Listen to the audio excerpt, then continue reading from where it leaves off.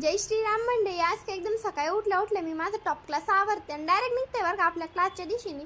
क्लासमध्ये आल्यानंतर सगळ्यात पहिले प्रॉब्लेम लिहून आणि टॅली झाल्यानंतर डायरेक्ट येतोय बरं का आपल्या कॉलेजमध्ये आज जाम ऊन पडलेलं होतं बरं का. मग आमचं फायनली कॉलेज सुटतंय आणि आम्ही निघतोय डायरेक्ट लॅबच्या दिशेने बरं का. सिनियरमध्ये आल्या सगळ्यात पहिले आपल्या महाराजांच्या पाया पडतोय आणि येतोय बुक घ्यायला. पण मला जी बुक लागत होती ती काय भेटली नाही बरं का.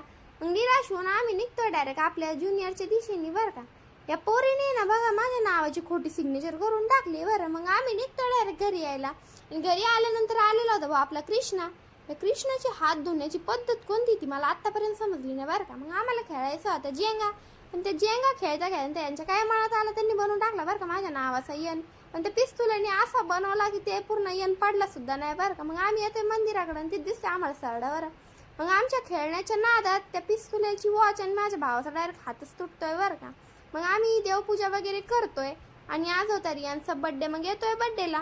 पण तिथे गेल्यानंतर बिचारा जाम नाराज झालेला होता बरं का. मग त्याला मनवतो वगैरे. आणि मग आमच्या चंद्राचा आणि उंदराचा डान्स होणार होता. पण ते डान्स करता करता त्या चंद्राच्या अंगात डायरेक्ट पुष्पराज येतोय बरं का.